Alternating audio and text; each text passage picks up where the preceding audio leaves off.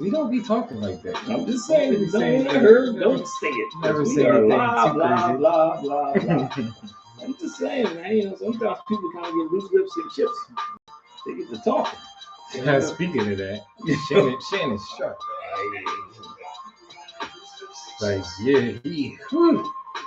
So y'all remember what And it happened wasn't to his Tyreek fault, Hill? I don't think. Huh? You remember what happened to Tyreek Hill? No. Yeah. Oh yeah. Yeah. So, Johnny Smith was involved. Well, let's too. do this. Say, My God, isn't it? welcome to another episode There's your of room. Above Average Black Men. Yours truly, Chris Bender Sr. Chris Jr., as always, here to empower, inspire, and uplift the community. And before we get on to our show tonight, about what you Just say skip right right over. Life coach, Devin. No, I was going to say before we go on our show tonight, Devin has a recap of some current events. That's what I was saying. So we were just talking about earlier, you know, the situation with Tyreek Hill and everything. Of course, you know, the police, that's a sensitive situation. I feel like we've all probably have been in that, like, before, you know, get stopped by the police. Yeah. But, you know, just making sure that everything is all right and everything is situated. I was just saying that, you know, the crazy part is my college roommate actually knows Johnny Smith, who was also involved in that. He was actually at the game. Wow. So you knew somebody that was at the game. Did they see it? Like, Well, I was going to ask him about that, actually. Well, I it's just a don't crazy want to situation. get too deep into it, but how do you observe somebody going 60 miles an hour? That's why they stopped him. They observed him going 60 miles an hour. What was the speed limit?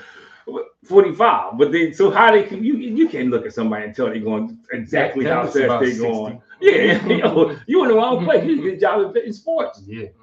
I didn't know that. That's Well, what they yeah, hit. they said they observed him going. What they observed, he was going faster than the regular traffic. So they assumed that the He was regular going traffic. fast. Yeah, but they never. But you without a radar gun, you can't really. So and then he didn't help the situation though, because he rolled his window up. Yeah. Because he felt like they're. And when I get what you're saying, come on, dude, you stopped me for this, and you being all aggressive about this don't make any sense. And then even when they wrote him the tickets, there were tickets that you only had to show up for court for. And he wouldn't have. He would have just took the Yeah. ticket. And that's what he was saying. Just write the ticket and go. Yeah. But you know, I don't know what happened, and that's my own thing about it. And we'll get on to The the body topic is footage is out there. that everybody, and the body cameras footage supports what he says, but everybody has a comment, and I ain't even listen to Stephen. They said everybody's trying, and you don't know because you weren't there. You know, and it's easy to sit here and watch a video and come up with all these comments. You know, I just think it's, you know, I just find it interesting. I know, and somebody said it today on the news. I forget who said it. They do it because it makes news for them. What? The police? No, the people who start commentating on it. Like Stephen A. who don't even know what happened. They just start because it makes news for them. Yeah.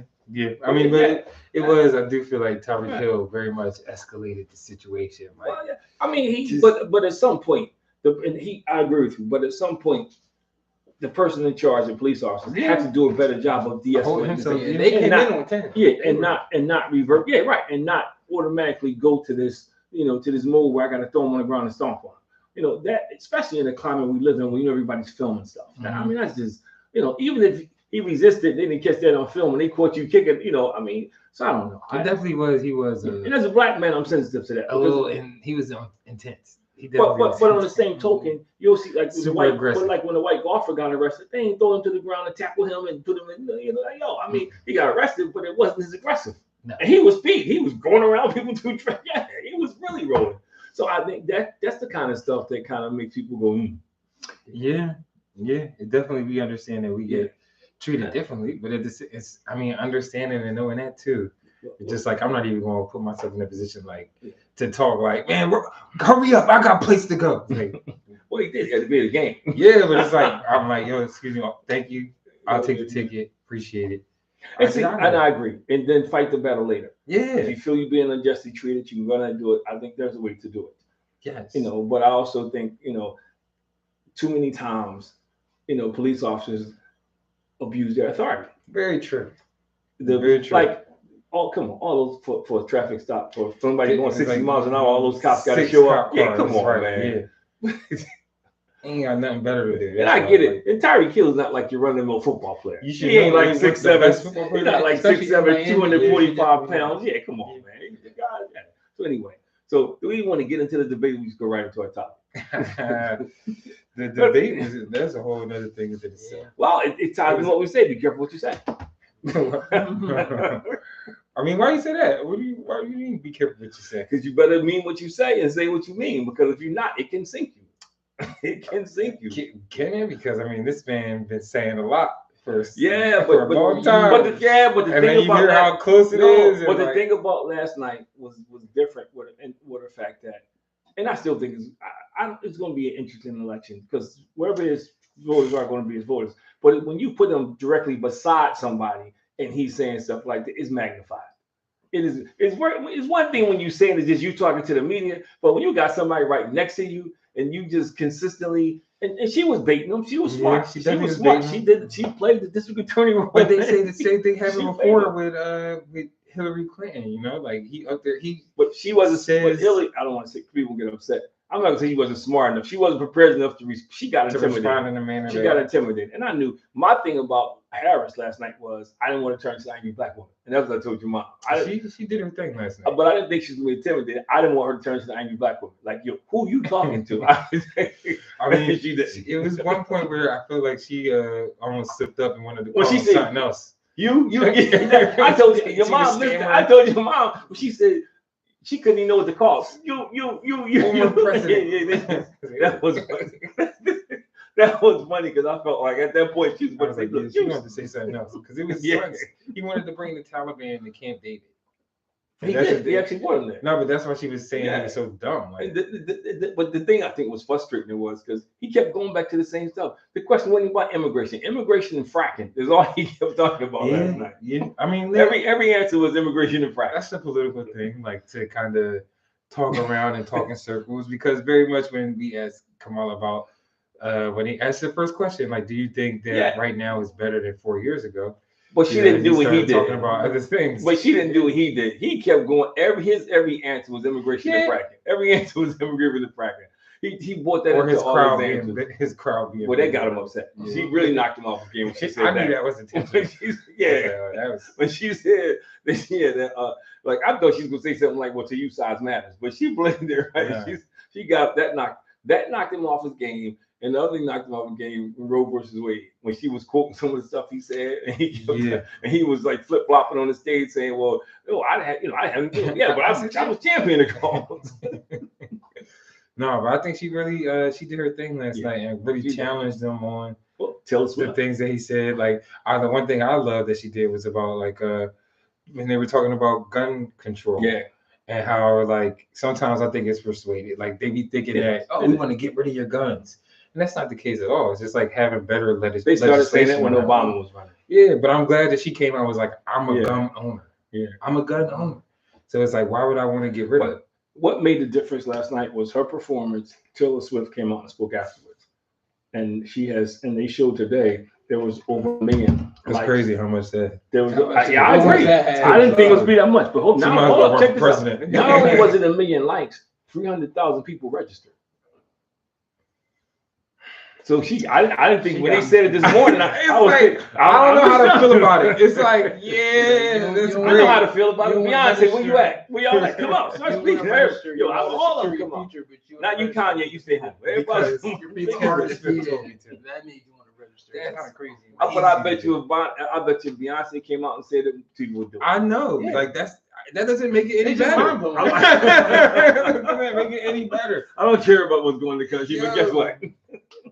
You saw what happened. Beyonce said. You saw what happened. Diddy did that before. Oh, yeah. Why you gonna bring him up? Why you gonna bring him up? Pushing that book heavy subject. Yeah, but anybody he pushed for them gonna come back later on. I mean, and this is a real quick thing. It's funny because they're now showing all these clips of things that he said and did, that people just didn't pay attention to. Yeah, I mean, so it's kind of funny. Like his one clip, he was on the show with Mike Tyson. Oh, and he said, "Down, Mike Tyson moved over. He moved over." No, it's a couple times. Mike looked at him like, "Yo, dude." It's a couple times where it's like they pointing out things where he just kind of straight up flat out lies about not knowing this or not being here or not saying it. Let's move on because we all over the place. Man. So, I mean, we just got humor quick news, Oh yeah, but I do want to say, my condolences to the families in Georgia. Yes. Another mass shooting in this country at another school. you know. And if you don't think we need gun control now, and what made it worse was, you know, they trying his father too, because his father gave him the gun. So that, you know, and in the South, and I'm not saying a knock against the South, but in the South that's common. You know, they start shooting. Yeah, and I remember during the toy store, we were loading toys in the truck, and this Marine was out there. We were talking, and so I heard you say you got a grandson. Yeah, my grandson is 5. He said, "You teach him to shoot yet?" I'm like, "Nah, he's 5 years old." Man, my grandson is 5 years old, and I got him shooting already. Yeah. I think sometimes that gets missed, like how different it's like culturally, like in the United States, like things are just a little bit more acceptable in certain areas. I think with us kind of going to school in the mountains, like we got a part of that, like understanding that, guns is big early. To me, it's not about being acceptable. You still don't know the child's psyche at that age. You know what I mean? You don't know, the child is still developing, man.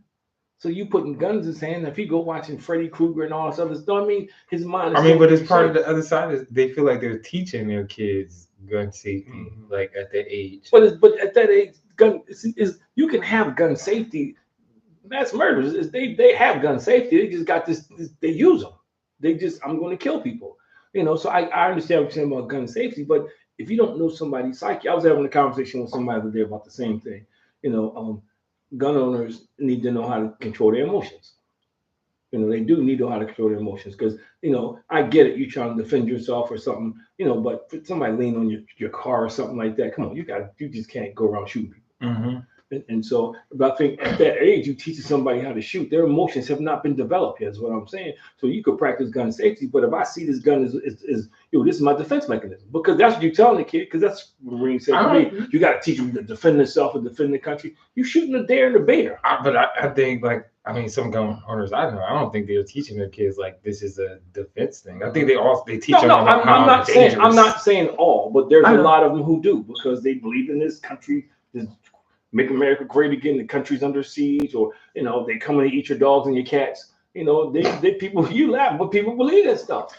Or like he said, he made this statement last night. And I know I said I was going to stop talking about it, but this thing was crazy when he made this statement that after the baby is born, they put the baby to the side. They decide to execute on it. I'm like, come on, man, you gotta be kidding me.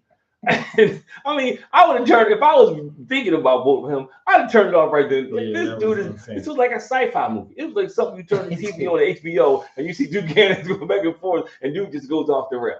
Yeah, but that's, I don't know. For me, almost expected. I always felt like he's been. I didn't expect that bad. Come on. But that's one thing to say, you letting murders in, which is not true over the border. Worse. But when you go to eating cats and dogs and now, I mean, that's like, I feel like what people don't realize, especially about him, is like people want to get on Joe Biden for being a certain age. Trump is up there too. Yeah, he is up there. Yeah, you know what I mean? It's crazy. It's different crazy though. Yeah. Just like he said, then, you know, and everything was name calling.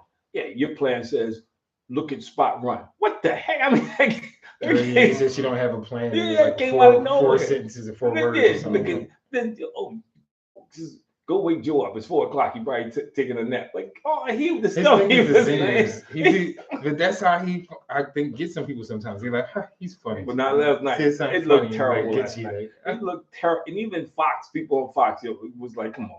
I mean, it was almost like he didn't put up a fight. That's like talking to a soccer player about football, and you arguing about two different things. I don't know. I think like somebody was finally able to hold him accountable for the things that he's been saying. But let's get into the show, because I do want to just that last week.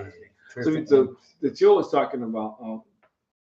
Yeah, so I mean, the power of the tongue, like what you say breathes life. I feel like, Yo, Wayne, what's up, man? I think that is something that people either take lightly or don't fully understand. Like, you know, just if you wake up in the morning and immediately you're thinking negative thoughts and you're saying negative things, that tends to kind of, for a lot of people, have you spiraling out of control, and like you live in that funk. I know for myself personally, I had a period of time where, you know, I just decided I'm going to live in this place of gratitude. Woke up every day, walked my dog, walked around Chestnut Hill. You should have called me and said thank you. I was just thankful to God. I guess I didn't make the gratitude list. I was thankful for you. Terrible. No, God, no. No, I was right. Thank you. God was supposed to let you know. I was talking to him, and he was supposed to relay that to y'all. Terrible. But I thought he did because things just felt great afterwards. No, because like seriously, like just being grateful for everything, like just the simplest of things, and I feel like it just puts you in this positive place. Well, what you say does, for instance, and I use a perfect example. If you get up in the morning and you keep saying, I'm tired, you get tired. You do. It's if you tell somebody you love them enough, eventually you begin to evoke that emotion. Yeah.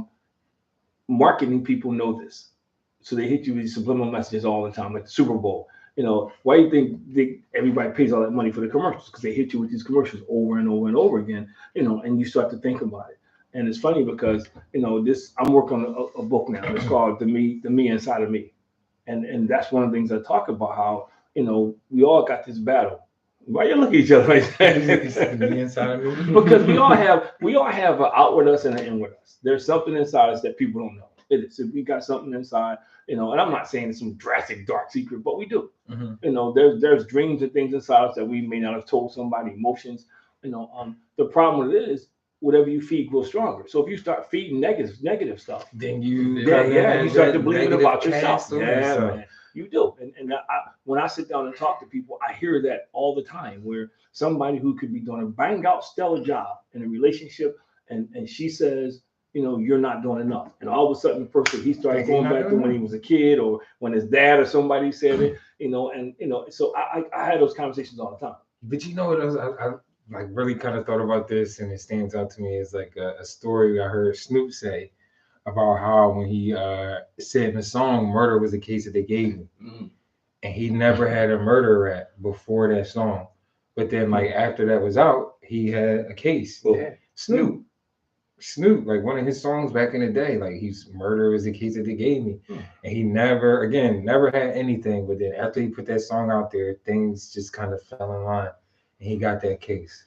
And he said ever since then he changed his whole because you know like how he puts out music and what he says, because that made him realize how powerful like what his words mean. But two things happen though. When you speak like that, you put yourself in a position where it's possible because people see you like that. That's another thing. Yeah. I come across people all the time, man. And I'm talking with adults who they're their own worst enemy. And that's why the book is me versus the me inside of me, because they're their own worst enemy. You know, somebody called them dumb, somebody called them stupid, whatever, and that's kind of hung in it, and it's still there.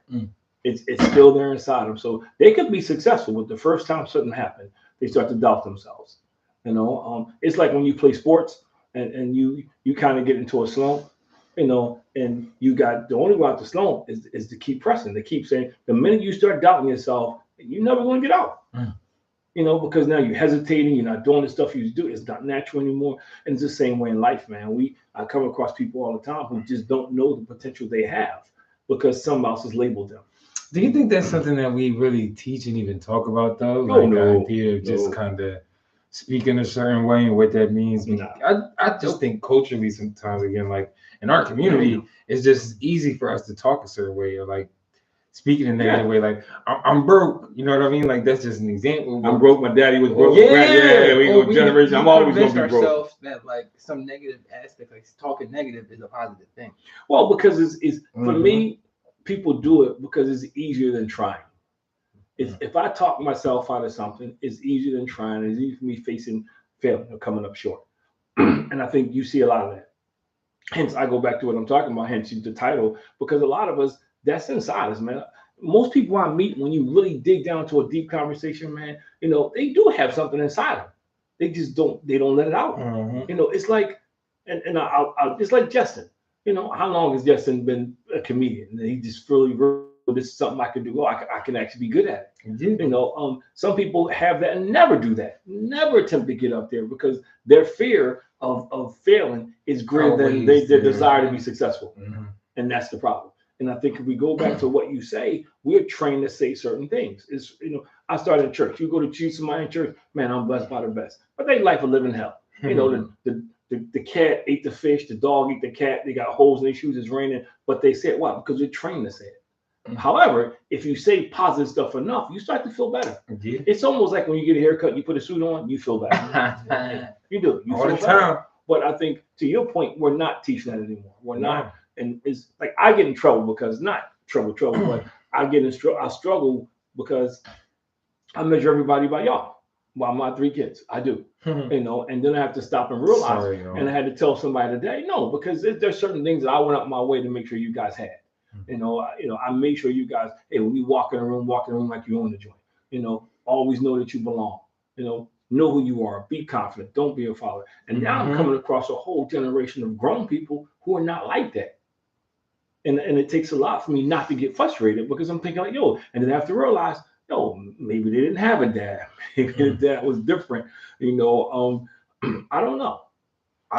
It's interesting how, you know, so many people say a lot of negative things about themselves.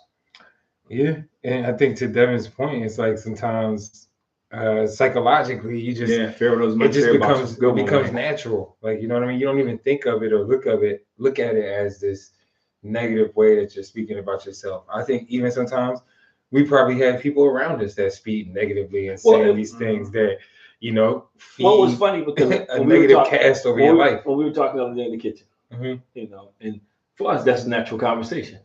But Andrew's response is like, yo, wow. When we were talking about softball and who's better and all that stuff like that, you know, because that's just our natural conversation. Right. You know, and people on the outside thinking, oh, well, you're bragging, or you this, or you that, or you that, or you this. And that all, you know, no. Is that, you know, my father always taught me, man, yo, believe in yourself. Because if nobody else does, you need to believe in yourself. You know, I was telling somebody today, I was talking to a young man who worked for me, you know, because he said, yeah, man, you know, sometimes I think I want too much. No, you should. Be greedy. No, and what I mean. But just put in the work to get it. Right. Don't just be greedy. But if you have potential to get things, why should you not use your potential to get what you desire? Why not? Yeah. Why? Because and you can't start shutting yourself down or setting limitations on yourself because you get out of life what you put into life. So if you're going in half behind, you get half behind back. And I think that's also probably the other side of what we say, that the power of the tongue, because it can't just be talking about it. There has to be some action behind it. Wayne says I used to be one of those people. I think we all were. There was a time in my life, man, when one of what people who cared about what other people thought. And there was a time, man. And after a while, I was like, man, who cares? You know, I mean, you got to get to a point in your life, and it's I know so many adults who just don't get it. But after a while, my dad used to tell me all the time, dude, if they're not paying your bills and they can't kick your butt, yo, why you care? And I think we have to adopt that philosophy in life, because the minute you give people the power to influence you by the way they think, you know, to influence you by the way they think, you give them control. And I hear too many people say negative things about themselves before you can. Before anybody else can, they saying it. Well, I don't know if I deserve this, and you know, and all kind of stuff, man. And I'm like, look, man, I'm not saying go up there braggadocious, you know, but I also believe that, you know, again, you get out of life what you put in life. If you put in the hard work and good things come your way, yeah, you deserve it. You know, if you out there grinding and you doing what you got to do, yeah, you deserve it. You know, now if you just riding past a truck and $1 million fall out and you take it, no, you know, yeah, that's different. You know, but I think the problem now is we don't teach our kids that. We don't teach our kids, man, you know, to value themselves. We don't teach them to say positive stuff about themselves. You know, we think it's corny to have somebody start saying positive affirmations. You know, and I say this all the time. You know, and anybody gonna love me like I love me. And that's not in a conceited way, but but you have to understand that, man. Yo, but the idea of positive affirmations can go so far. Like I said, kind of with your mood and your confidence. And we've been getting a few comments on Podbean, just kind of tailored to or related to just fathers and how essential they are in the upbringing of just confident young men and women. You know, I certainly agree with that. Like, that was instrumental for all of us. It's a very big fight going about that now on Facebook about the impact of dads. Is interesting discussion around that, and it's kind of funny because I saw Marlon Wayne say like, yeah, that was he kind of started instrumental. Yeah, well, he started it. Oh man, Tyrese kind of started some of it. You know, and Nick Cannon kind of started some of it. What's the context about this? Well, Tyrese and Nick Cannon got how important. Well, let Tyrese. Let me start with him. He got ripped. He got hit for the second time for child support. and he's already getting this lady millions of dollars. And he wasn't crying about the child support. What he was saying was that he doesn't understand her. Yeah. I give you all this stuff, and he doesn't understand the system because the system supports her. So some women were coming out saying he was weak, he was crying and moaning and groaning, and that's what you get for being in, come on. Now the guy wasn't in love, he thought he'd be talking about him. And then Nick Cannon came out and said something similar. That is funny because when you go to court, how men pretty much don't have rights. It's dependent upon the judge. The judge just pile on. Like, I don't know who the guy is, but they said they had a friend and they paying child support. And he said, well, I don't have that kind of money. And the judge told him, well, you better get out there and start making some more movies. So, and that kind of played over to, They never said it to Halle Berry. That kind of rolled over to a father's role, because they were talking about how important a father is more than just money, the other things. So it's starting to get, because now you got a lot of moms, single moms, you got a lot of dads, deadbeat dads out there not paying. So it's a big discussion right now. But I think, and I don't want to get into that show again. We talked about this whole thing about toxic masculinity. I think, the role of a man is becoming diluted. His importance is being less magnified. And one of the things we talk about is not just teaching the boy how to tie a tie and fight. No, it is teaching what you said, to believe in yourself. Believe in yourself, regulate your emotions. And what strong men, not physically strong, but strong mentally, intellectually. Yes. Yeah, and I think those are the things that are lacking. I think that's why you have so many people who, just got low self-esteem. I think that's why depression is at such high numbers now. Suicides are such high numbers now, because men who can't regulate their emotions. But they're also saying negative stuff about themselves. I deserve that. I'm no good. My daddy was no good. I'll never be any good. You hear that stuff just all the like time. Your daddy. Yeah.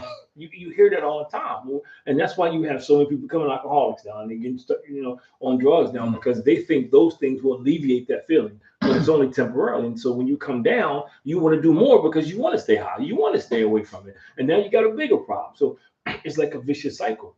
But I think people don't realize what you say, and it's important. Like, because I was like that early in my life. Early on, I worried about what people say, man. And I remember when I first started playing sports, I wasn't really that good because I was listening to what everybody else was saying. And then when I got to the point where I just started, blocking people out, I got to another level. And then I realized how powerful words are when you say, I can't do that, then you go out and try to do it. You already defeated yourself in your mind. Right. When you say you don't deserve a certain type of person, you already cut that person out. When you say, I don't deserve this, I can't do that, that just, how are you going to do it? Because your effort is not going to be the same. If you go into something and you already failed, why are you going to put 100% effort? So I think it's important that we do teach our kids affirmation. We do, like, Mackenzie all the time, man. I let him know. And I think we need to do more of that. And like, even, and I don't know his situation, but I look at Tyreek Hill. A lot of times we get in a situation and our egos take place. Yes. We lose common sense because our egos. So now I'm going to ride the window up. Come on, you dealing with guys with guns. It really don't matter. They got guns, they got batons. Yeah. But then I think even that just shows right there where we're talking about the idea of somebody maybe having a moment to teach him when you're younger, like, yo, calm yourself. Like, don't make that situation even more hot than what it already is, because you see him coming in hot. Get your ticket and go. But I even feel like in that he was acting a little like to like, hey, calm down. But how do you see yourself? If I see myself a certain way, I see myself a certain way. No, you're missing what I put. What I'm saying is not how you, but how that individual sees himself is how you handle the situation. If you feel like, you're not super confident in who you are, they don't see me as a punk. That's what you're thinking. You're not thinking survive this situation so you can fight this. You thinking I gotta be macho. So that and it starts to get to you. It starts to wail you, because now you so Wayne said, I'm so worried about my image now and what people want to think. Oh, my boy's gonna think I'm some kind of punk. Nah, your boy's all back in the hood. You worth millions of dollars now. Right, just get in and get out. And look at Ben Simmons, the perfect example. He was so worried. He stood what everybody else is saying instead of, I'm making $80 million.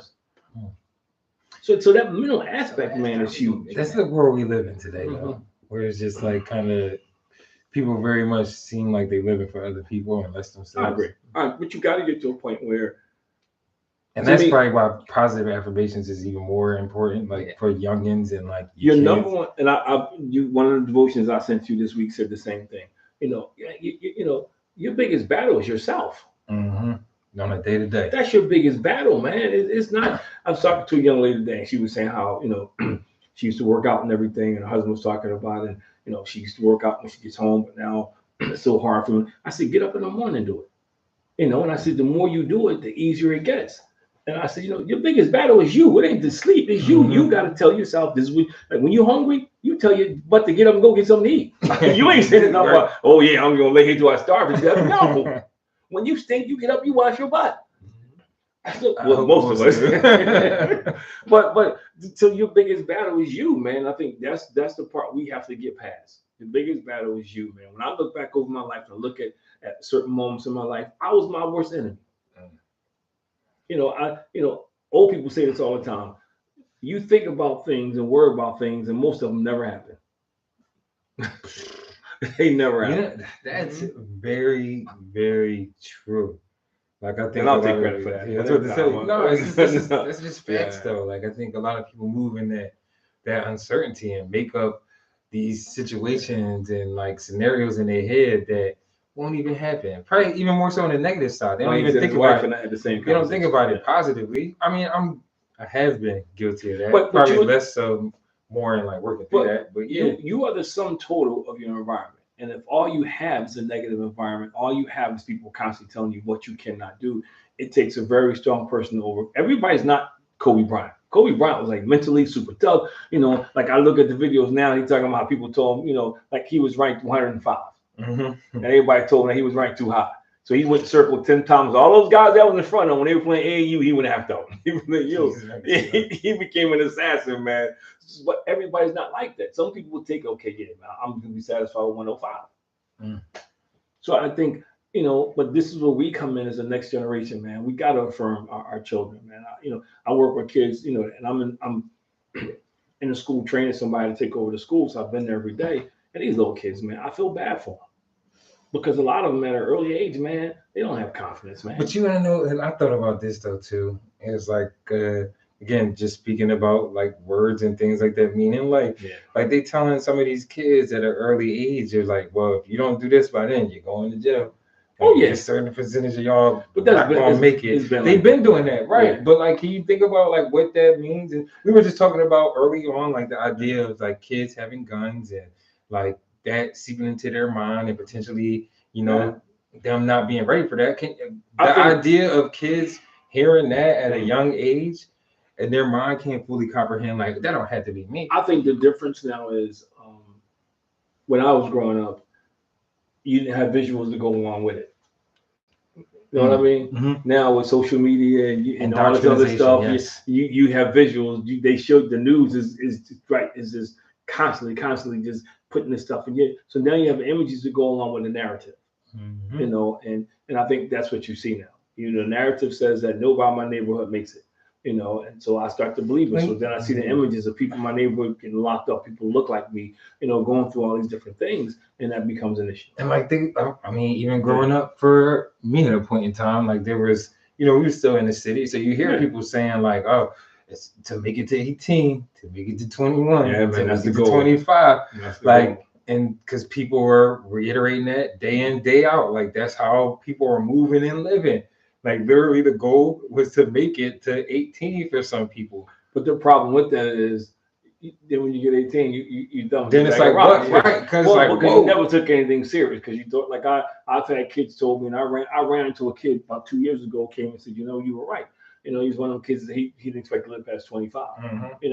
Now he's 35. He's not educated properly because he didn't do the work in school because he thought he wasn't going to live that long. And he's working a mediocre job, leading a mediocre life, and he's not inspired enough to go out and do anything else. So you're right. That is a big stumbling block for a lot of kids, man. Especially a lot of kids who look like us. But that's why we have to do a better job of being positive role models. It's like, how do we change that narrative? Like, because again, just keeping it within what we're talking about with the show, it's like you're hearing all these things at a young age.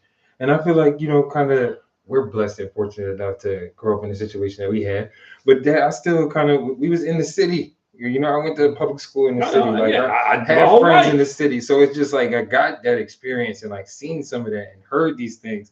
And again, I was fortunate to have somebody at home to say otherwise to me. But not everybody has that. This is going to sound crazy when I say this, but I think it's good that kids hear that. I do, because hear what you just said about, because you need everybody needs something to fight against. Mm-hmm. You know, in order to be successful, you got to have something to battle against. You know, you got to have something that drives you, something that inspires you. So I think it's good when you hear it, but when you bombard, to your point, when you bombarded by it, you don't have somebody. Right, you got to hear the other side of that. Yeah, it becomes dangerous. But I think about the people who told me I couldn't. I think about, I was real quiet, introverted in high school, man. I know people didn't think I was going to be successful, whatever. I actually looked when they fixed it when I talk to them now. It's kind of funny, but it was because people said what I couldn't do. I remember, when I was in junior high school, a black teacher I really felt, man, was the dude, man. And I remember he told me, man, yo, you're never going to be anything, but luckily I had a mom and a dad, who was like, yo, you gonna be something, and this is what we got to go through. But I do worry about the people who don't have it. When Nicole was told to be a cook, and I was able to ride, but how many other kids, fell off the wagon or got involved in other things because of that. So I do understand, but I also think, this is why we got to start thinking community. Mm-hmm. This is why we got to stop saying it's not happening at home, because we know it hasn't been happening at home for 10 years. We know it. So we got to do something different. School needs to start doing, character education. And start doing integrity. I mean, what if you feel like the school not even qualified to do some of these things? Like, but I'm not disagreeing. But there is somebody in every school who's qualified. They're not the masses. I agree, and I think this is where the school system has to do a better job. If you don't have them, find them. Put money behind that. Like, the big, like now they want to go year-round school, and I'm gonna make a quick blurb about this. But you're taking a broken system and adding time to it and not fixing the system. That's not a solution. It sounds good, but that's not a solution. And until you invest, pay teachers more, until you we know it's not happening at home. We got to stop saying keep them off the street, because if they bad, that's all they just bad in the building. Yeah, but that's not solving the problem. Now they just terrorizing the teachers. They are terrorizing the teachers. He know now, ain't no person. He's like, yo, I know person now. School for a week. It's been 2 weeks. Yeah, but this is why we gotta have the policy information. There's a kid, and I can't say his name in my program, man. He's autistic, mm-hmm. And he's somewhat functional.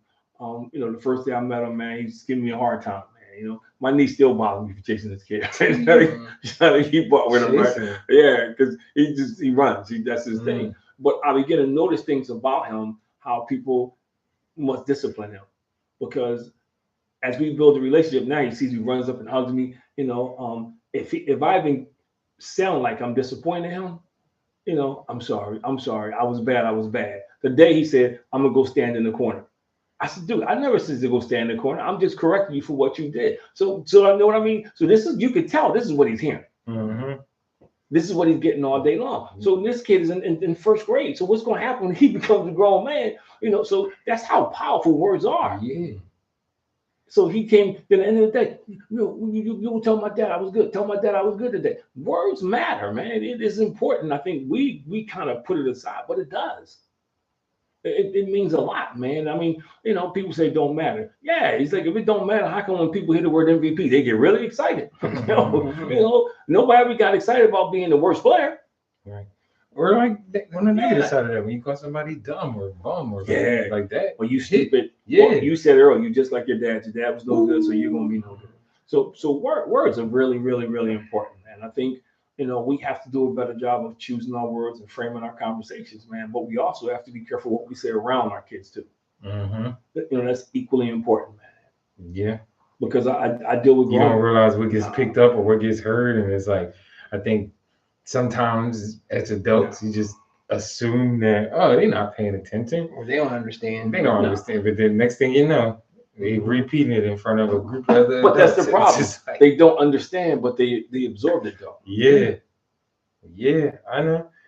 It's a girl in my program, and this is different. She's about 10 years old, and she told me, Mr. Chris, she told me, she got 8 siblings. She's the oldest. So I'm like doing the math in my head, like, I was positive.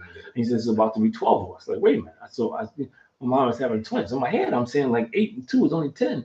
She said, my dad's girlfriend is having twins. At 10 years old, she shouldn't be dealing with all that, man. And it's funny because I was talking to somebody about it. Well, she needed to know anyway. She's 10 years old. I mean, at some point she's gonna find out. You don't have see. That's the problem. We got to stop saying it because we got to have better conversations. Because that's why kids are growing up so fast. I get what you're saying, but when we share having those conversations, we got to let kids be kids, man. We got to let them experience childhood. Let them have some fun. Not put burdens on them already. Yeah, because I could imagine how they broke that news wasn't as how we're talking about it. Like, oh, you about to have a brother and sister. He ain't no good. He out there making all these kids. You got all these brothers and sisters. Yeah, I'm just, and I'm thinking about, dude, he must be a doctor or lawyer because you can afford 12 kids in this day and age. You rolling it in. Nope. You packing it in. But I just goes back to what I said. I think, but that's why words do matter, man. We have to tell our kids, man, that they're important, they're vital. We got to tell our kids they are somebody. I used to do workshops in a halfway house, and your mom would go with me sometimes. I was the first male to do workshops in a female halfway house, and I had 20 clients, and all 20 clients were in there for abuse, domestic violence, but they were in there for retaliating. That's a whole different show. They were in there for retaliating, and but I just remember looking at these women who you could see were at one time one of the most beautiful women. How these guys convinced them that they were ugly, that nobody's gonna love them but them. If you leave me, nobody's gonna care about you, but I do. And that process, they were their own prison. They were their own prison. They couldn't escape themselves because in their mind they're thinking, "What? Nobody's gonna care for me like him." So that words are powerful, man. Yes. You can, and just go back to slavery. You can write people with that, man. You write people with that. That's why they changed the names. Why they changed the African names, they gave them American names. They wanted to you property now. Where you came from, now you property. So they gave them these names, and we've kind of adopted that now. We do. We adopted that now, man. No. We just the names was huge. I agree. I think I would love for us to kind of have more conversations about this. Probably even just, I know you speak to younger people. I think it's something that they need to be aware of. More mindful of how they talk. Well, that's my goal this year. Is do small group mentoring and have those conversations. And just pointing out some of those examples, because there's plenty of examples out there with like people who have said something and then literally that painted their future. Well, Rebel Wilson, that is her name? I don't know. Nope. The white comedian. Like I seen this story. She legit had a dream that she was famous in the United States, and then she just woke up, said she could do it, came over here and got famous. Like what? It happens all the time, man. I mean, look at LeBron James. He knew he was going to be great. When everybody was talking, it didn't have to be. But I'm just saying, dude. There's a lot of people who look at Ben Simmons, Michael Jordan. I was watching something yesterday, and they said something, and it's probably been said 15,000 times, but it was funny because I had never heard it until yesterday when he said, "Hard work. It's just hard work and talent always wins against talent and no work." Right. And I never heard it before. And hard work, no talent. That's so true. That that people put the time in. But the problem with it is, he was saying it to his son because his son was trying to learn how to play. He was getting better and better, but this other guy was in his head. The other guy kept telling him that you suck, you're never going to beat it. So that's all he kept hearing because he respected this dude. He respected this dude. So I think, but that's why we got to offset it, man. That's why we got to tell our daughters they're beautiful. So the first pretty Ricky that come along with a cheese biscuit and say they're beautiful, don't win their hands, man. We got to tell our sons, man, that that you are somebody. I hope she would want more than she. I'm sorry. I failed. Cheese biscuit is an analogy for Red Lobster. I know. You take some people, and let me say this because I gotta be careful when I say this. I'm not dissing Red Lobster. So somebody, please don't say I'm dissing Red Lobster. CEO's black. But what I'm saying is, we got to teach our kids they deserve the best. And I'm not saying be a gold digger, but I'm saying you got to teach them that they deserve the best. They need to be treated like the best. To move like that. Yeah, and I think that's the problem. We don't. And with our little kids, we don't. And then we have teachers who holler and scream at them and say kind of stuff to them as well, who doesn't make any better. And then the parents call them dumb, stupid. What are you, all kind of stuff. I still ain't figured this out. You acting gay. That's what we say. You ain't acting like it. And the stuff I hear say to kids is crazy. They call them that? They can say that? Yeah. Well, the parent can say, you said, I said, we in trouble. I had to cut that out. No, but parenting has become that now. When you have people just say all kind of stuff to these kids. You little MFer. And I'm like, they don't care. They say it in front of people. Yes. It's like it's just they don't even hold back. And I'm thinking to myself, can you imagine how embarrassing that is that your mom Is like cursing you 11 out and 12 years old and your mom is yeah. saying it in front of what is that doing to you as a spirit? What's it doing to you as a young man? It's ripping you apart. And that's a whole nother show. But like that. No, but I'm saying, we don't understand. Then we wonder why we have these boys who are dysfunctional. Yes. How they out here trying to prove themselves by killing and shooting and robbing and doing all the crazy stuff they're doing because you just ripped the manhood out of them. Mm-hmm. Calling them dumb and like, It was funny because I was watching, and I don't even watch it, but I was watching this clip from the new Bel Air. I need to watch that. You know, caught up. And don't ruin it. Well, see, I can't tell it now because me and watching is gonna mess up everything. This is season 3. He's like the spoiler alert. He wasn't even going to warn y'all that it was a spoiler alert coming. He was just going to drop it. Because I figured I don't watch it, and I saw it. I figured y'all would know. I figured and y'all remember last time I was with y'all binge watched it. Remember that time when we involved? Yeah, we involved. I had never seen the show before in my life. We watched I thought we watched 80 episodes. The new season just came out not too long ago. So anyway, I gotta get caught up.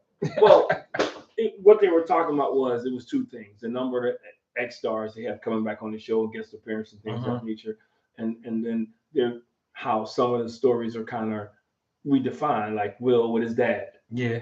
And now this one has the same thing, but just a different.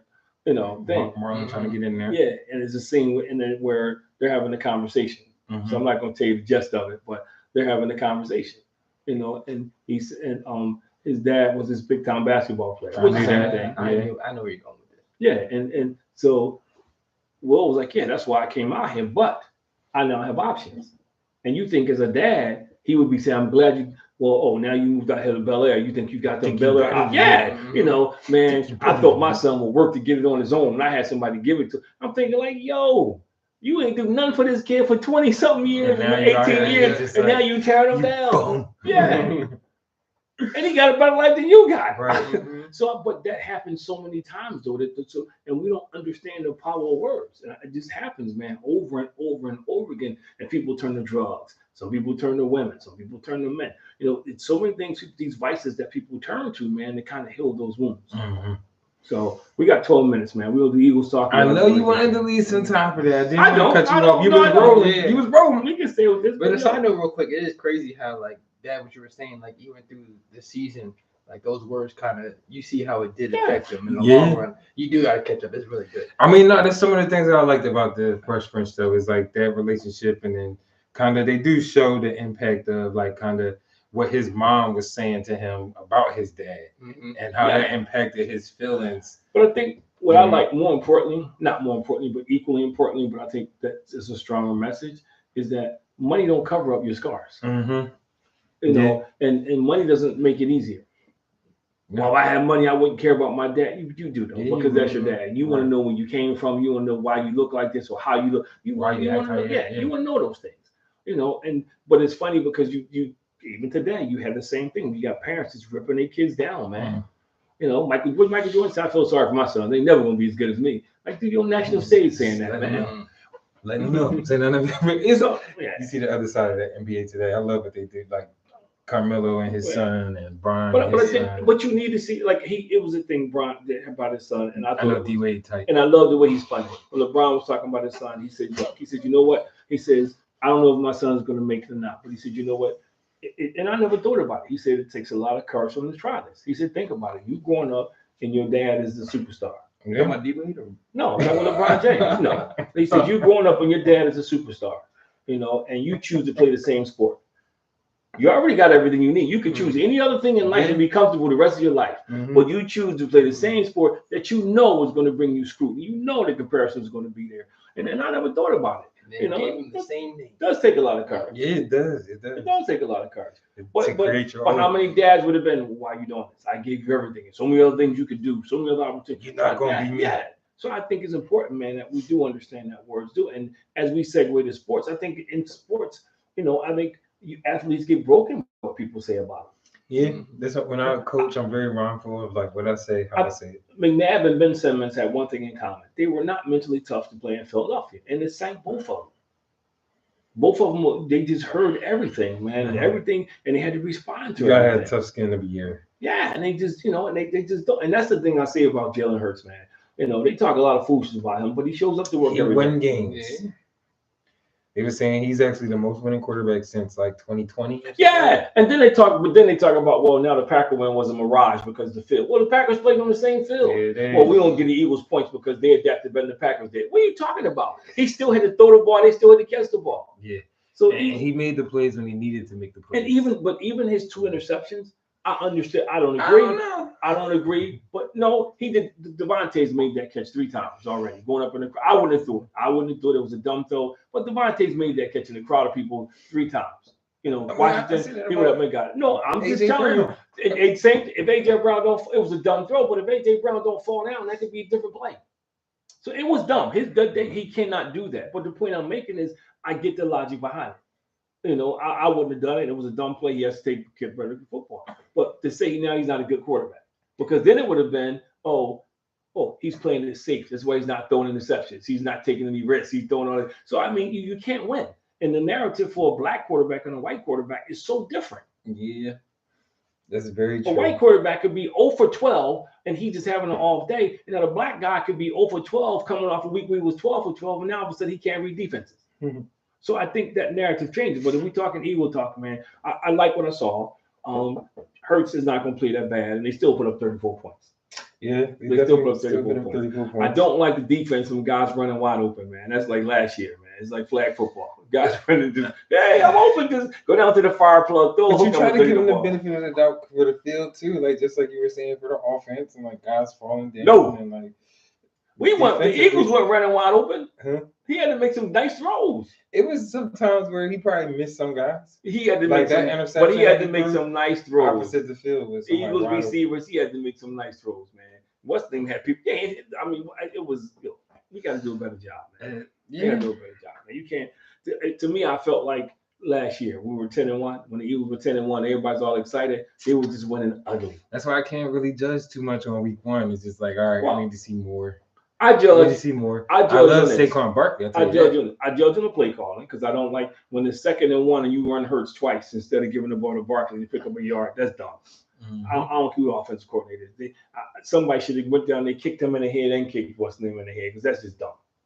That's dumb, man. When it's 2nd and 1 and you just you run the ball twice with Hurts, and then even if Hurts was taking the ball back on the RPO, somebody should have pulled him aside. So here, give him the ball. Somebody on that team got to say, "Yo, hand the ball off." Yeah, I mean, he should know that though too. Like, yeah, but if he's not doing it, that's what you have coaches for. That's what you paying these guys all this money for. Wrong read. And that's still a new offense. That too. But it was decision making that first week. I get that. The decision making wasn't good. The play calling selection, decision making left a lot to be desired. You don't want to show too much week 1. Keep it. I'm not knocking it. But you paying this guy millions of dollars. When there's 1 yard to go, give him the ball. Yeah, and he was killing all game. But trying to get your court, and then you get Hurts beat up. I do feel like he ran the ball too much. Give him the ball. But I still also think I need to see more because it was a very ugly game to start. I want to see if we get have. They better clean up for Monday. Right? Yeah, I'll be there. They better clean up for Monday, man. Like I definitely want them to clean it up and just no excuses now. We should go to Washington and see the game. Washington? They give tickets away to the game. They do. Who wants to see? That's why they give tickets away to the game. I mean, I'll be down for that. We should go catch a Commanders game. Commanders. Jaden Daniels. He actually. Anyway, like I said, we should go catch them. Oh, man. But no, I'm anxious to see how they move forward, and it was definitely some ugly. I need to see them get better in defense. I think he didn't do them a favor about not playing them, and especially when you got a new center. I don't understand. And you got a new tackle, or new guard. He didn't do a lot of new pieces. Yeah, you didn't do him any favor, man. But the NFL is like that now. Like nobody plays. Kansas City did. And they came out firing all cylinders, man. I'm just saying, a lot of teams Ravens play tend to not play guys. Yeah, but you got to play some of them. If you got new guys, you got to play so you can get a chemistry. It's hard to get chemistry during the game. I agree. And the NFL is fickle, so every game counts now. Things are so close at the end of the season. It's not like it was before when you had one team that so much better. They could afford to lose 2-3 games. Patriots. You got to win. The Patriots days, those are over. Yeah, they won. They beat the Bengals. You got the best defense in the league. The best defense. Week 1. Week 1, they got the best defense in the league. The Bengals are always off to a slow start, so wouldn't be too proud about this that. one a slow start between the Bengals and I don't know what was worse, watching the Bengals or watching Cleveland. Oh, Cleveland. Because Deshaun Watson, man, I don't know. I hope he turns it around, man. No, I don't think so. Because he couldn't decide for ball. Yeah, I was about to say he got some other things to worry about now at the moment, so it might be over for him. Well, when I saw that, I couldn't believe it. He can't be that dumb. Yeah. He can't be that dumb to dodge such a big bullet and go out and do it again. He can be. Well, I'm hoping it's just somebody just angry trying to get paid. Get some money, but it's like, why even put yourself in that position? I don't know.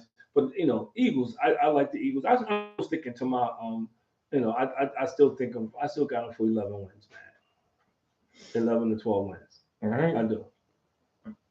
I feel pretty good about that. I still got 11 to 12 wins. I mean, although I tell you, I stick by what I said before. I think 10 wins, even 11 wins. I thought it was 11 wins. Even 10 or 11 wins to me is not good enough. It's not. That's not acceptable, man. It's good. It's not. But see, you don't have that offense is not about good, man. That offense, you don't have that kind of time. I just saw it's going to take some time for them to build up to that. But they scored 34 points. That's what my point is. Because they scored 34 points on a slippery field, no offensive cohesion whatsoever, and they still put up 34 points. Yeah, I need to see if they can do it again. That's my point. I'm disappointed if they don't. Yeah, I mean, like I said, they should. If they don't average 21 points a game, something is wrong. Fire everybody. Clean house. Yeah, it was great. Well, every night is gonna be somebody different. Right. Everybody. Like the things I saw. First of all, I think Devontae Smith to me gets a game ball because he made some tough catches. He made some catches in traffic, man, especially in the end of the game. He made some catches in traffic. Sure hands. He broke tackle. But he broke tackle. He weighed like 190 pounds soaking wet. He broke tackles. He did the things that you should do. And I give kudos to AJ Brown too, because at least out there he wasn't. Yeah, but I mean he was patient. Usually I ain't getting the ball. He was patient. He got a lot of weapons, so it's like but you got to get Goddard the ball more. You got to get you do. You got to get Goddard the ball more, man, because I think once you give him the ball, it opens everybody else up. And the thing I was disappointed that I give him an F for that Dotson got 2 plays. Guy's a world class player. He's number one. So what? You put him and let him run and take the top off. You run. Everybody else do it. You want to pull the safety out of it. That's right. Make everybody play 1-on-1. It's bad. Yo, hey, run out there to the hash mark and go right. just that's right. That's right. But he's so fast. He's gonna open it up. If you put him out there, you got to keep somebody in the box, because if you don't, Barkley showed he can break it. He can break it. Yeah, he showed he can break it. He should have 4 touchdowns if AJ would have blocked that dude instead of running beside him. When he had the long run, he's a block dude. We had to run. But I'm just saying, they have so much offensive firepower, man. They do. They have so much offensive firepower, man, that it's sickening. Yeah. And then you Gainwell is good. He's not great, but he's good. He can catch the ball off the backfield. He can make people miss. He's not good for like they tried to do him last year. He's not a 20 carry a game guy. But you get him 10 to 15 touches a game between runs and throws. He is very good at that. He makes people miss. He breaks tackles. He has decent hands. Yeah. You what you would say bad about it? He ain't been like that. He has been like that. He has been like that. I hated seeing when we put him in the game and he's trying to run him in between the tackles. Well, that's it. I didn't say you got to use him wisely, and he's probably gonna get fewer carries because they like Shipley. Yeah, they like Shipley. So me too. And it's not gonna be enough balls to go around because they're trying to get they want to get Johnny Wilson on the field. That's that 6'7" receiver. Yeah, that's pretty good. So, but I mean, they have so much offensive talent, man. I think AJ not AJ. Hurts got to make better decisions, and I know he will. He'll make better decisions, and the offense will be better. But you can't keep running him when it's 3rd and 1 fool them once in a while. Get a ball, make the other team play defense, man. I would hope so. I mean, I feel like I said, I just need to see more. Week 1, ugly win. I'll take the win. I kind of give them the benefit of the doubt. But I don't want anybody to get all goofed up like last year. No, I wasn't like that last year. We ready to roll. That all the games was ugly last year too. That's why I'm probably even waiting so much right now, because it's like how we were winning last year. It was ugly in the beginning of the year. And when we got to the tail end of the season, I'm like the guy. Trash. I'm like the guy who dated the prom queen. So my next date got to be better. I don't understand this. It got to be better. The Eagles were okay. I've seen them. They got to be better. But it's the same chick. It's not the same. But see, it's not though, because they added all this. Before you kind of say, didn't they have this? People were complaining because the third receiver was not good. They were complaining about this. They have an offense, man. You got 2, 3. You put Dotson in the slot now. You got Goddard, and the backup tight end is a little better now. They are pretty good. They're better than pretty good offensively. Their offense matches up with anybody in this league right now.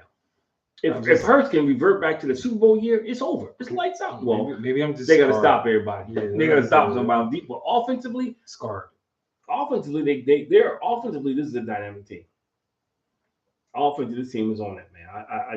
I look at them from every player out there. The starters, they're good, man. They got Pro Bowlers, and Dotson.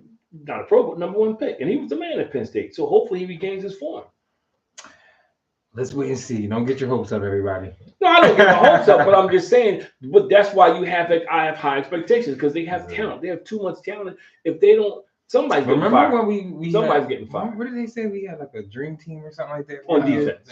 Vince Young said that. No, but you got everybody that was washed up. So but it was different though. You had a bunch of defensive guys that was at the end of their career when you brought them here. You had a bunch of guys that was at the end of their career when they brought him here. This is different. Now you got these young guys.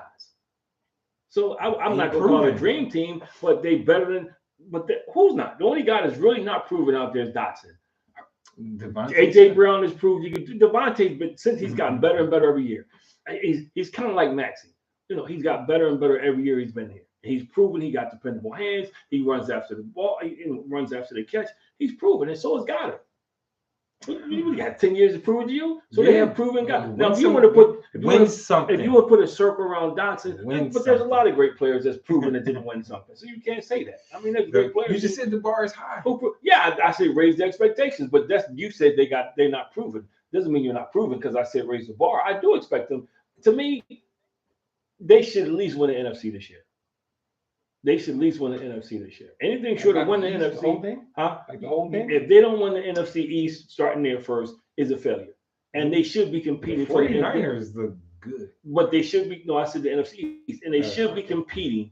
They should be competing against the 49ers because the Eagles didn't have enough firepower for them the first time. And now they got firepower. They didn't have enough firepower to play them the first time. I'm not saying they're definitely going to beat them, but it's more evenly matched this time. If the only thing, the Achilles heel that the Eagles have, which pisses me off every year, they got to get better linebackers. Other than Vaughn. He played a great game. He played like he was the number 1 pick and not Nakobe Dean. But they got to get better play out there linemen. And the defensive lineman, Huff, you didn't hear Huff's name. Except when he got the penalty. Him and Nolan Smith did nothing. They were like 2 traffic cops out there on the street with no traffic. They were just hanging out. So you gotta, you gotta get something from those guys, man. Especially with, I'm like, look, trade them back and get Reddick back. You gotta get something for him. And Huff did, and I'm hoping he has a better day against the Falcons. But you got nothing out those guys, man. It's gonna be a tough game. We'll see. Bounce back week for you guys, offense and defense. Mostly like Hurts making better decisions. But clean that up. Defense. Cousins traditionally, until he got to the Vikings, when he was at Washington, he used to kill the Eagles. Man, he looked terrible last week. He didn't tell the Eagles. He's still hurt. But see, that's a guy who just keeps getting paid and hasn't won anything. And he keeps getting huge contracts. He's been putting up numbers. He just been putting up numbers. But to my point, he hasn't won anything. He didn't win in Washington. He didn't win in Minnesota. He hasn't won anything. I'm just saying. So the nature of the beast. When you white quarterback, that's the nature of the beast. Because they, Lamar Jackson is probably well, Pat Holmes is in the class by itself, but Lamar Jackson is, and he didn't have a great playoff run, but dude is phenomenal, man. Dude is definitely a unicorn, man, and you got to give him his props, man. He didn't do well in the playoffs, and you put Dak in that. It's funny because you put Dak in that same conversation, who never does well in the playoffs. Hurts has more playoff wins than both of them. Dak's putting up them passing numbers, though. Yeah, until he get to the playoffs. So I'm just saying, I think he just got paid. Well, but that just, to me, he got paid because it's the same thing when I hear stupid people say trade Hurts. What do you replace him with? What's out there that you replace him with that's better? You're not going to get a number one pick to get another quarterback, and if you do, you may be starting all over. Every quarterback is not going to come in and be Joe Burrow and just, lights out from the first time he touched the football. It's Joe Burrow at this point. Well, he hurt injury prone now, but when he first came out, he was like lights out, man. Dude was like money in the bank, man. He was smoking everybody. They didn't know he couldn't take it. But that's, I like him. I do, and I have high expectations. Now, are they going to meet him? I don't know. You may be right, but I think I need to see improvement every week. Like the Falcons on good ground, dry ground, they should live at home. They need to smoke the Falcons. I'm not saying they will, but they need to smoke the Falcons, man. They can't be in a 13, 14. They need to put up 34 points again, but the defense need to show up. 38, 34 will work for me. And it could be because, they got, what's the running back? They got that horse back there in the backfield. Bijan. Yeah. They got weapons too. Yeah, they got Drake London to go off. Drake London, they got some guys, man. You said Bijan Robinson, Tyler Algier, like they got some pieces. But the defense got to show up. Well, you may be right, but I don't think anybody can stop them. I think they can put up points when they have to, just like against the Packers. When they got to go down and score, they go down. That last drive to me said a lot about them. To hold the ball for 7 out of 8 minutes when the game was on the line is amazing. To hold the ball for 7 out of 8 minutes when the game was on the line, that's amazing. That's what I'm saying. He can make the plays he needs to make. Yeah, he was threatening needle on that drive. So let's see. We'll see. I still need to see more. I'm not getting myself all hyped up. I know how I'm not getting hyped up. I'm just I'm saying myself personally. I'm not. 11 games is mediocre for them to me. You got to win 12 games, man. This team should be winning 12 games. 12, 13 games. 12, 13 games should be the goal for this. We should have brought the schedule. If the schedule is going to be interesting. Right here. The schedule is going to be interesting, man. But see, y'all want to lose to the Browns. Yeah, the Browns look trash. We just got finished talking about how bad they were. Now how they going to lose it? If you tell them how bad you got to score. I said the same thing last year with the Jets. No. Y'all ended up losing to the Jets last year. Saints, that could be one. No. Actually a tough one. The Bucks is a tough one. That's a win. The Bengals. They're gonna beat the Bucks because they got a little grudge match. Jaguars.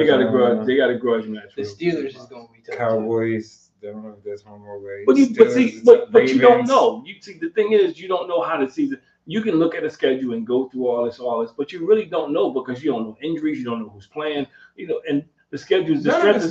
That's what I'm saying. The strength of the schedule is based on last year, and teams are different from that. No, I'm just saying. So this, to me, I look at them. I look at the talent they have. I don't see anybody that should be shutting them out. I don't see anybody that should be shutting them out. I think they should be. If they can get stops, they can keep any team on that schedule. If I had to look at the NFC right now, the two teams who I think, I'm not going to use the word scare, who I think are probably complete teams right now, is Detroit and San Fran. Both those teams seem to be complete teams. You don't see them. They're at the top, they're away. Huh?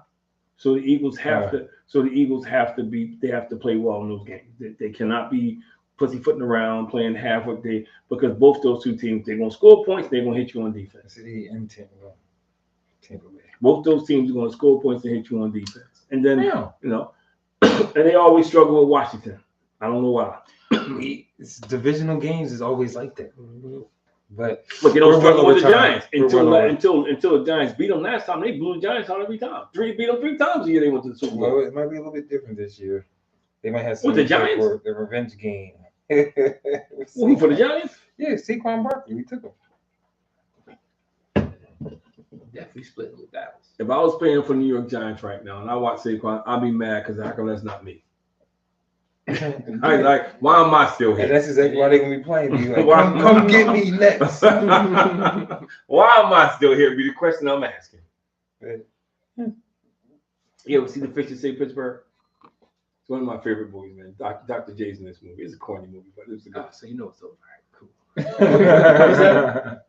Huh? What is that? So you know it's over. It's an old movie. Nah, but it was funny because the team was so bad, and the guy wanted to be traded, so they wouldn't trade him. So he took shoe polish and go in this stuff and trade me. So they should put the camera on him, he pulled his shirt up. They trade me. Yeah, Dude, but might as well just That's a tweet now. it is just I tweet don't it. want to be here. Tweet it. Yeah, During the middle of the game. I like him though, but I think again, to recap what we're talking about, I do think words do matter. I think it does matter. I think we need to be mindful of what we say and how we say it. But I also think we need to let people know how we feel too, man. I think people who you really care about, you need to say it. Mm-hmm. Because you never know what difference that makes in somebody's day.